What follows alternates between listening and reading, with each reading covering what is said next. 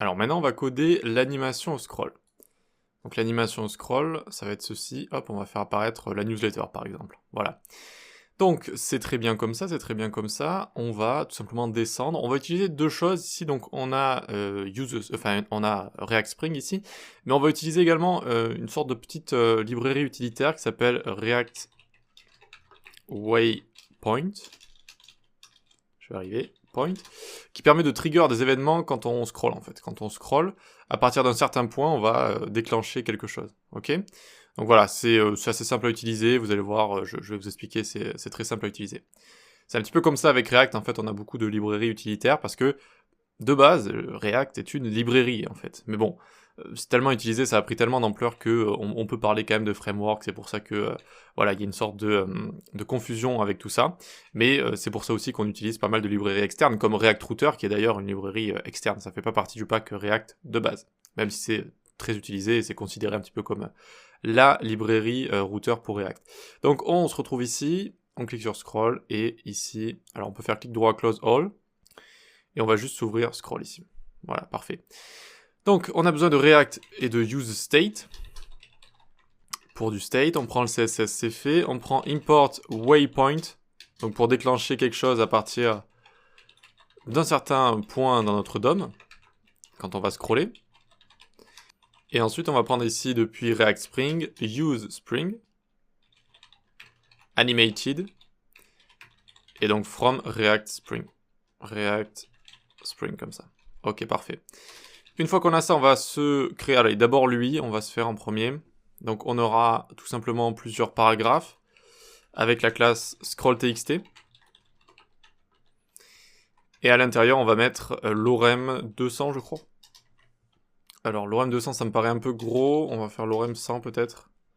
Voyons voir. Non, je crois que j'avais mis lorem 200, j'avais mis lorem 200. Donc, contrôle maj Z pour revenir en arrière, comme ça. Hop. C'est assez ça ou pas? Voyons voir. Actualisons. Non, non, non, il me met toujours pas le lorem 200. Voilà, parfait. Donc maintenant, on peut le copier. Et on va le coller pour en avoir 5 en tout. Donc, hop, hop, hop, hop, comme ça. Ok, parfait. Donc, on a de quoi scroller, en fait. C'est ça qui est important, en fait, tout simplement. Voilà. Donc, on va...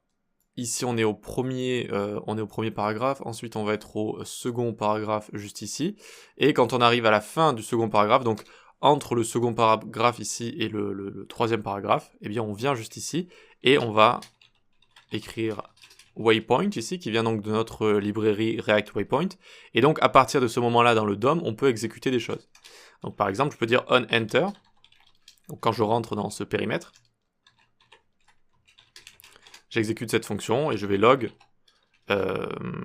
trigger, déclenchement, comme ça. Hop.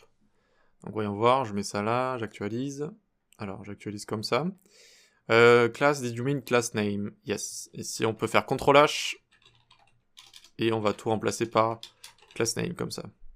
Voilà. On n'aura plus d'erreur. Hop, hop, très bien. Donc on peut enlever les warnings. Et je vais essayer de scroller vers le bas. Et à un moment, regardez, j'ai bien trigger ici qui s'est trigger là, qui est apparu. On le refait si vous voulez. Je descends. Alors, je descends. Hop, et on a bien trigger comme ça notre animation. Voilà, super. Donc c'est exactement ce qu'on voulait faire. On peut même ici se faire bottom offset est égal 30%. Ça permet de trigger l'animation un petit peu plus tôt en fait. Bon là on va pas trop voir de différence, mais je vous montrerai quand on aura l'élément à trigger qui sera juste là. Ok. Donc pour l'instant on laisse ça comme ça et on s'occupe de la partie logique ici. Donc on aura un simple state qui va nous permettre de toggle tout ça. Je l'ai appelé toggle.txt, set toggle.txt est égal useState false. Ok, puis on va créer notre animation toute simple avec un useSpring qui est l'animation de base. C'est-à-dire qu'on va changer du style en fait. Ok, donc useSpring, on ouvre un objet et on dit opacity ici. Et là on peut faire un rendu conditionnel. Toggle.txt true point d'interrogation, si oui 1, sinon 0. Et pareil pour transform.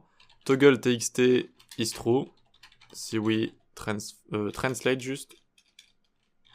Translate x 0.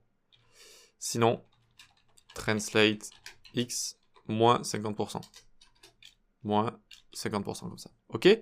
Donc on a cette animation qui est juste ici, qui va avoir un rendu conditionnel, et maintenant on peut intégrer tout ça directement. On retourne à notre waypoint qu'on a juste ici. Ok, donc hop, on est juste là. Et en dessous de ce waypoint, eh bien on va rajouter animated.div, on va rajouter donc la div qu'on a envie d'animer. Donc animated, encore une fois, ça vient de React Spring et ça permet d'appliquer les styles à un élément. Voilà, donc pour appliquer les styles ici, on va faire style est égal animation, c'est notre use Spring. Et la classe, je l'ai appelée CTA section, donc comme call to action section. À l'intérieur, on va écrire h2, n'en ratez pas une miette. Puis un petit formulaire de base, sans mettre d'action ici, c'est juste pour, voilà, pour avoir un petit UI sympa. Label for email. Hop, inscrivez-vous à la newsletter. Et ensuite, l'input pour terminer, type email et ID email pour le lier au label. Ok, donc je viens ici, je descends et pour l'instant, rien ne va se passer. Alors, j'ai encore appelé ça classe au lieu de class name. Pourquoi? C'est très simple. Ici, on a juste fait un console log. On n'a pas changé quoi que ce soit. Donc ici, on va dire if inverse de toggle txt, alors je set toggle txt à true. Donc en gros, est-ce que toggle txt est false? Si c'est le cas, je le passe à true pour faire apparaître mon élément. Donc j'actualise, hop, je descends et j'ai bien l'élément qui apparaît. Ok, donc on récapitule. Waypoint, ça permet de déclencher quelque chose, donc ici littéralement une fonction callback, une fonction directement, à partir d'un point donné de mon DOM, comme ça. Quand je vais descendre, quand je serai en train de scroller, eh bien dès que je vais dépasser un certain point, ça va me permettre de trigger tout ça. Ok, ici bottom offset, regardez, si je mets 0, ça va se déclencher, mais je trouve un petit peu trop tôt, vous voyez. Enfin, ça dépend comment on scrolle, mais en général, quand on lit, vous voyez, on scrolle pas très vite. Donc ici, je mets 30%, et ça va se déclencher, mais un petit peu plus tard, vous voyez. Donc à partir de 30% du bottom, donc vers ici, si vous voulez.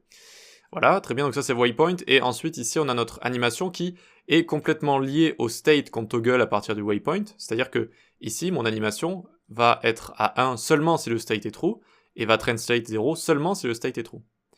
D'ailleurs ensuite ici j'ai mis moins 50%, mais peut-être essayons avec moins 300 pixels, pour voir ce que ça donne. Alors hop, je descends, et ça donne plus ou moins la même chose, mais voyons voir d'ici du coup.